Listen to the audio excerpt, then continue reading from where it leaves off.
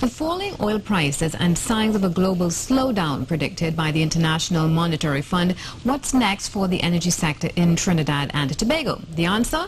Don't forget to focus on the basics, health and safety, while revising company outlooks for the next year. That's the theme of the AMCHAM Atlantic LNG two-day high-level conference at the Hyatt, which features the CEOs of Shell, Atlantic LNG, BHP Billiton and BG. Roger Dwarika has more. It's not every day one gets to sit in the same room, in the same space, with the foremost powerful men in energy. Especially at a time when the very sector they serve hasn't been able to serve up the much-needed revenue to the economy because of low global oil and gas prices and a new IMF world outlook of low 3% growth. This conference, though, wasn't about brainstorming ideas to revamp energy, but rather a focus on the critical aspects of safety in the industry. While we recognize that in these stormy times, in these very difficult times of low oil prices, we recognize that we all must optimize our costs. We do not and we will not do so at the expense of safety. According to the chairman of Atlantic LNG, the company has been without an incident for over 10 years.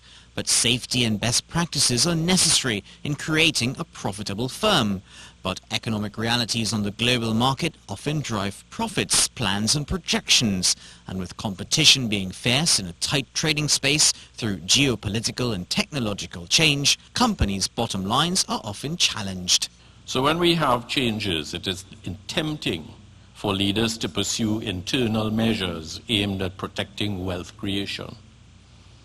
In other words, external economic pressures can often lead to internal pressures to reduce costs, and rightly so. While some may be tempted to conclude we cannot afford to spend on safety, we need instead to put forward the question, can we afford not to? But aside from the quite literally high energy talks, it's what's happening outside that provides a good insight into how the local sector's faring in a globally low energy price environment. For some of these exhibitors, it's all about innovation.